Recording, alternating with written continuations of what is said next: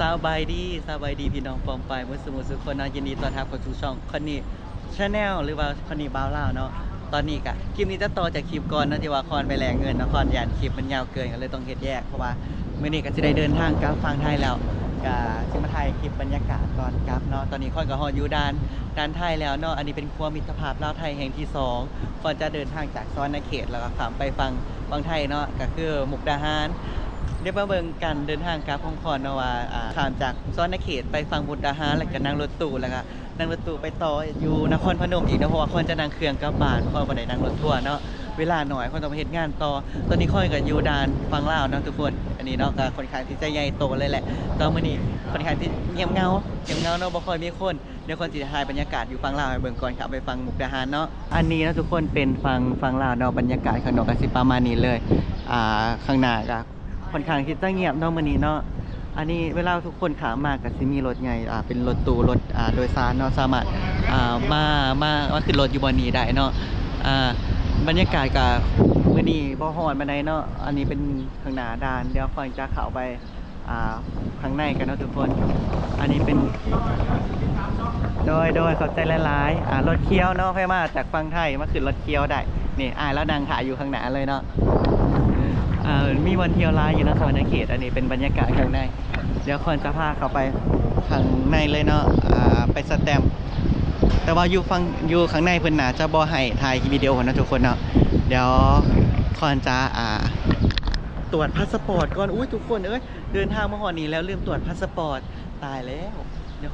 ขอตรวจพาสปอร์ตก่อนถ้าอุ้ยพาสปอร์ตเดินทางนี่ลำบากเลยเนาะว้าวเป็นไปได้ว่าลืมพาสปอร์ตโอเคทุกคนคอนกะออกมาจากบ้านนะทุกคนเนาะเกือบลืมพาสปอร์ตมิตรบาทุกคนก่อนที่จะออกมาห้ามลืมพาสปอร์ตเด็ดขาดคอนก็เป็นไปได้เนาะออกมาจากบ้านลืมเสกก่อนโอ้ถ้าลืมนี่กลับจากนี่ไปเนาะไปบ้านเฮานี่ไกลเลยเนาะสิ่งที่สำคัญเวลาออกจากบ้านทุกคนห้ามลืมเด้อพาสปอร์ตปะเดี๋ยวคอนไปสแตมป์ใบกันเลยเนาะแต่ว่าข้างในจะบ่ให้ถ่ายรูปเด้อไปกันเลย let's go ออกมารถมาพอดีเลยรถว่าแล้วปะเดี๋ยวเฮาไปขึ้นรถกันซื้อตัวรถขาวฟังไทยเนาะก็คือรถอันนี้แหละทุกคนประมาณ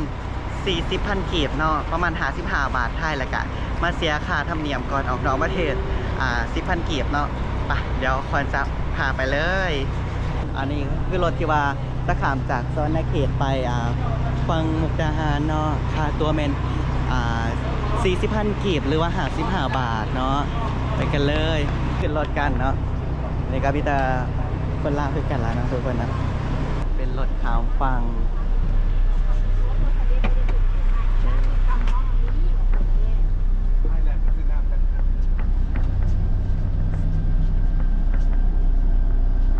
ตัวรถกะ55 บาทหรือว่า40,000 กีบไทยแล้วก็เสียเพิ่นเรียกว่าค่าธรรมเนียมเนาะทุกคนธรรมเนียมค่าอย่างก็บ่แน่ใจอยู่ฝั่งลาวเนาะ10,000 กีบแล้วก็เข้าไปฟังไทยกันเลยว้าวก่อนทุกจังหวัดที่ลาวไทยเนาะเกือบทุกจังหวัดเลยแหละลาวไทยนะส่วนหลายนะจะเป็นแม่น้ำคลองขันกันแบบนี้นะทุกคนเนาะเวลาขับไปมาหาสู่กันก็ต้องข้ามแม่น้ำก่อนว้าวเดี๋ยวคอนจะถ่ายอีกรอบหนึ่งก็คือหอดฟังไทยให้เบิ่งนะทุกคนอันนี้เป็นบรรยากาศรถอยู่ข้างในสองฝั่งเป็นแม่น้ำคลอง Welcome to Thailand Welcome to Thailand ว้าวงามแฮงงามแค่ทางเขาได้ด้านข้างในก็ใหญ่โตรถจอดแล้วเนาะเดี๋ยวเขาลงไปสแตมป์พาสปอร์ตเนาะดูด่านตรวจคนเข้าเมืองกันก่อนเลยบรรยากาศรถก็เป็นประมาณนี้เนาะถ้าว่าหอนบ่ก็บ่หอนแห้งเนาะบ่หอนร้ายแต่ก็หอนอยู่เพราะว่าแอร์บ่ค่อยเย็น ตื่นเต้นแห้งนะสิได้กลับไทยแล้วมาบ้าน4 มื้อเป็นการกลับบ้านที่ทรมานเนาะเพราะว่าเน็ตอยู่ลาวคือซาได้พี่น้อง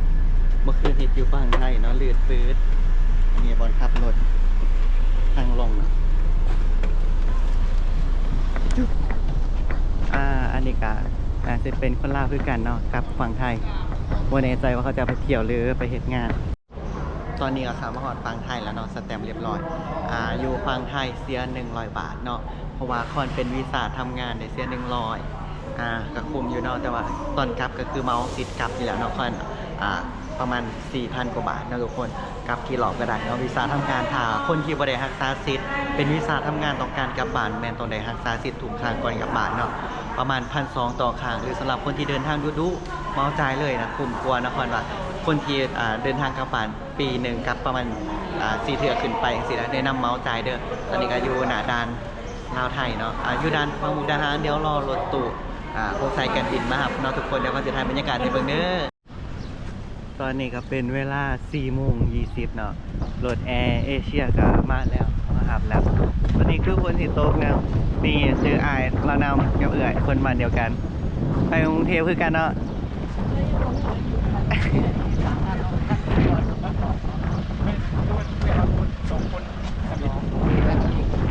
โดย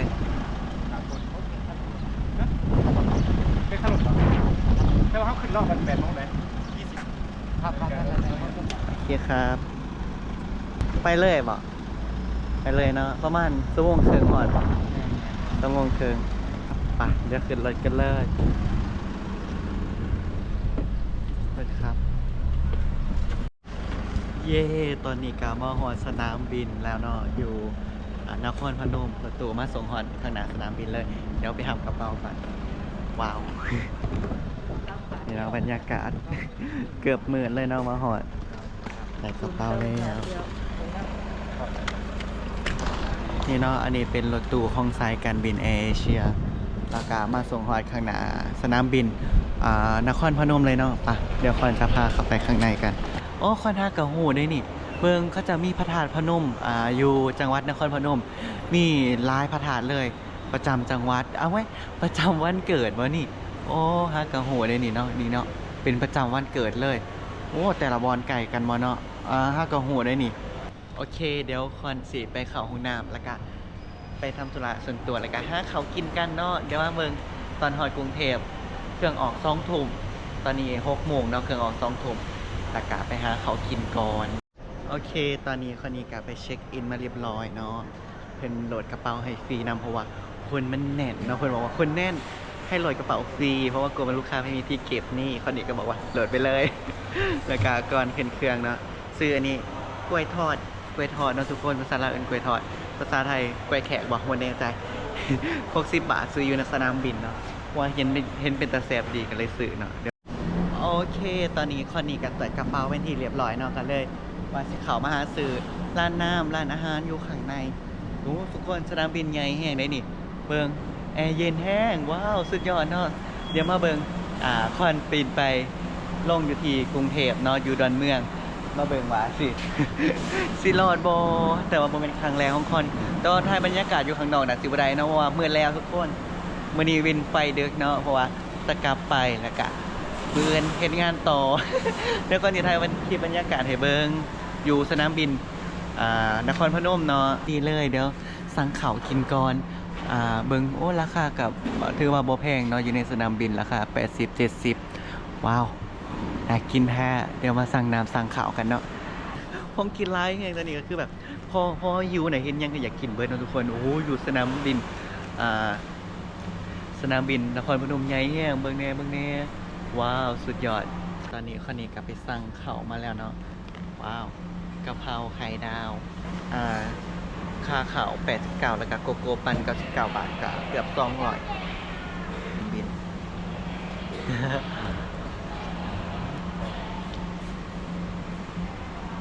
บ่ฮู้ว่าแซ่บหรือว่าหิวข้าวโอเคตอนนี้ก็ได้โกโก้มาแล้วโกโก้คาเทียอย่างสักอย่างโหทุกคนมีไอติมอยู่ข้างบนนะว้าวน่ากิน99 บาทโอ้ก็โอเคอยู่ทุกคนอยู่สนามบินก็ถือว่าบ่แพงเนาะในราคานี้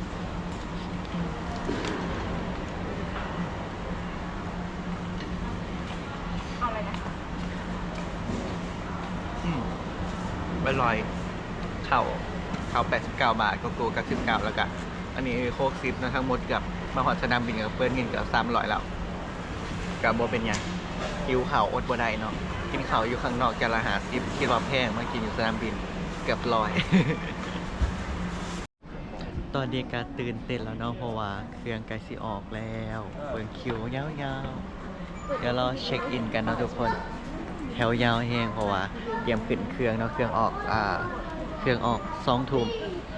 ตอนนี้กระทุ่งเครื่องก็เตรียมเข้าคิวแล้วเดี๋ยวให้เบิ่งบรรยากาศเนาะบรรยากาศประมาณนี้เลย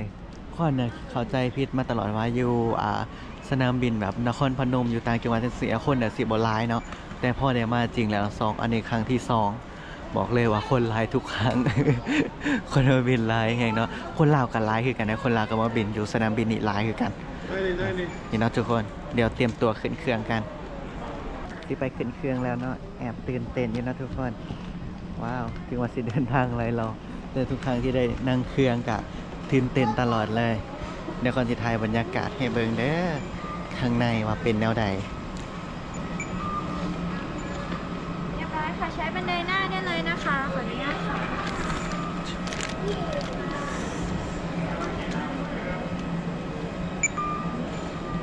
ผู้โดยสารใช้บันไดหน้าได้เลยนะคะขอบคุณ โอเค let's go ทุกคนว้าวพอแล้วสนามบินนครพนมเนาะเบิ่งเด้อโอ้สนามบินใหญ่แฮงแต่ว่ามืดตื้อๆมีแสงไฟอยู่แต่ว่าในกล่องมืดโอ้ใหญ่โตแฮงทุกคนเดี๋ยวเราไปขึ้นเครื่องบินกันเนาะเจอกันกรุงเทพนะครับเจอกันเย้สิได้กลับกรุงเทพแล้วไปลุยงานกันต่อเลยกลับมารอบนี้บ่ได้ถ่ายคลิปไลฟ์นะเพราะว่ามัวแต่เฮ็ดงานแต่งเอื่อยแต่ว่ากลับไปกับลุยงานต่อเลยนี่คนนั่งดูเนาะเพิ่นน่าจะเป็นสปอนเซอร์ไอคอนนี่เด้อหากเพิ่นเบิ่งคลิปนี้อยู่เนาะมาเป็นสปอนเซอร์ไอคอนนี้ได้เด้อสายการบินสีแดงนี่เนาะทุกคนแอบมองเห็นนักบินอยู่ในกระจกนั่นเลยนี่ตื่นเต้นเดี๋ยวเอาไปขึ้นเครื่องกันเลยถ่ายบรรยากาศให้เบิ่งเรื่อยๆเลยเนาะคนหลายอยู่เด้ออากาศเย็นๆตอนนี้ว้าวเจอกันแบงคอก สวัสดีครับเชิญครับเชิญครับผู้สั่งนั่งทางออกฉุกเฉินสัมภาระด้านบนทุกชิ้นนะครับ ว้าวมาข้างในแล้วบรรยากาศ ABC มากกว่า สวัสดีครับ มาเลยค่ะ14ค่ะบอกสีแดงกลางเครื่องนะคะเชิญเลย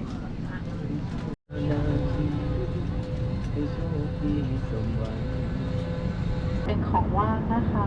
วันนี้เรามีเป็นขนมปังไก่ โอ้โห อันนี้ถือว่าเป็นครั้งแรกของคอนได้ประสบการณ์หลายอย่างเลยนะทุกคนทั้งการไปขึ้นเครื่องแล้วก็เช็คอินเนาะแล้วก็การมาเอากระเป๋าอยู่เกิดยังสายผ่านเนาะคอนบอกเลยว่าปกติเราเวลาไปเดินทางเนาะคอนจะไปกับโมหรือว่ากับญาติเนาะก็คือมีคนแบบพาไปรับกระเป๋าเฮาบ่เคยเบิ่งว่าเขาต้องอ่านแนวใดเนาะว่ากระเป๋าเฮาสิมาอยู่ซองใดพอได้มากคนเดียวเท่านั้นแหละตรงได้อ่านป้ายโอ้โหโชคดีที่เห็นป้ายโทรทัศน์ติดอยู่เนาะทีวีติดอยู่ให้ไปทำอยู่10ตอนนี้ก็ยังบ่แน่ใจว่าเบิ่งถือหรือเบิ่งผิดเพราะว่าไม่มีใครมารับเลยกระเป๋านี่มีคนนี้คนเดียวนาซิมาถูกอยู่มั้งเนาะแอบตื่นเต้นอยู่ปะคันกระเป๋ามาสาก็คือคอยก็ต้องเด็ดหากระเป๋า ขอบใจทุกคนเนาะสำหรับให้ที่เบิ่งคลิปนี้จนจบเนาะฝากกดไลค์แล้วก็กดติดตามคนนี้ในเด้อเพื่อเป็นการซัพพอร์ตในการเฮ็ดคลิปต่อๆไปเนาะตอนนี้ก็เจอสายผ่านแล้วนะนี่ทุกคนหลังจากที่เฮาลงมาจากเครื่องบินเนาะเฮาก็สิมาอ่านป้ายโทรทัศน์แล้วเนาะมันจะมีเขียนบอกอยู่ว่าตัวเครื่องบินเฮามาฮอดจักโมงเนาะเครื่องบินเฮามาฮอดจักโมงแล้วก็มาเอากระเป๋าว้าวตอนแรกคิดว่าคนก็มีกระเป๋าลายอยู่ได้แหละบ่มีคนมาเอากระเป๋านี่มาฮอดแล้วคันนี้เดี๋ยวเรากลับบ้านกันนะทุกคน yes ได้แล้วกระเป๋าโอ้โหไปทุกคนกลับกันมาฮอดแล้วกรุงเทพประเทศไทยว้าวสนามบินใหญ่โตมโหฬารบอกเลยสำหรับใครที่มาต้องอ่านดีๆเนาะไปบินกับหมู่แล้วรอบหนึ่งแล้วก็บินไปต่างประเทศเนาะอยู่นี่รอบหนึ่งตอนนั้นไปเที่ยวจีนมาขึ้นเครื่องบินอยู่นี่อันนี้เป็นเครือที่3เนาะที่มาดอนเมืองสำหรับให้ที่เบิ่งคลิปนี้จนหลับฝากกดไลค์กดติดตามไว้เด้อเดี๋ยวขอกลับบ้านก่อนเนาะแล้วก็กลับฮอดบ้านก็สิไปนอนเลยมื้อเฮ็ดงานต่อไปก็เฮ็ดคลิป